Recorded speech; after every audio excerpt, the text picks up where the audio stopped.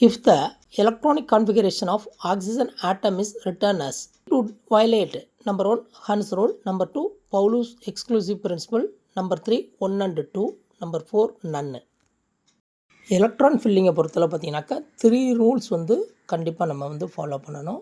அந்த 3 ரூல்ஸ் என்னென்னு கேட்டிங்கனாக்கா, நம்பர் 1 வந்து half of principle. half of principleன்றது என்னென்னு கேட்டிங்கனாக்கா, எலக்ட்ரான்ஸ் வந்து போக போக போக அதோடைய எனர்ஜி லெவல் வந்து இன்க்ரீஸ் ஆகும். அப்போ இன்க்ரீஸிங் ஆர்டர் ஆஃப் எனர்ஜின்னு சொல்லுவாங்க.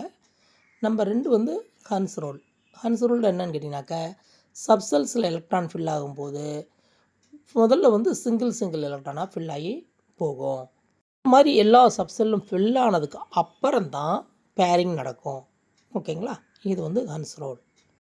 ஹன்ஸ் ரூல் எப்படி ஞாபகம் வைக்கிறது அப்படின்னு பார்த்தீங்கன்னாக்கா, சப்போஸ் நம்ம ஒரு பஸ்ஸில் முன்ன பின்ன தெரியாதவங்க ஒரு கூட்டமாக ஏறுறோன்னு வச்சுக்கோங்க.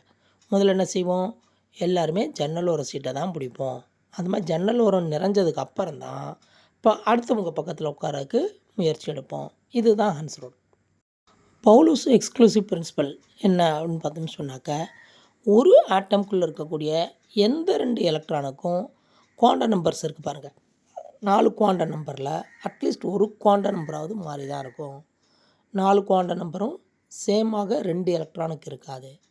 இதை எலக்ட்ரானிக் ஃபில்லிங்கில் எப்படி போடுவாங்க அப்படின்னு பார்த்தீங்கன்னாக்கா, பர்டிகுலராக ஸ்பின் குவாண்டம் நம்பர் போடுவாங்க. ஒரு எலக்ட்ரான் வந்து அப் ஆரோ இருக்கணும் ஒரு சப்செல்லுக்குள்ளே, இன்னொரு எலக்ட்ரான் டவுன் ஆரோ தான் இருக்கணும்.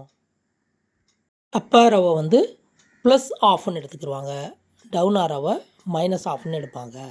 இப்போ கொடுத்துருக்க கொஸ்டினில் பார்த்தோன்னு சொன்னாக்கா, 2Pயில் வந்து சிங்கிள் சப்செல் ஃபில் ஆகாமையே பேரிங் நடந்திருக்கு. அது வயலேஷன் ஆஃப் ஹன்ஸ் ரூல்.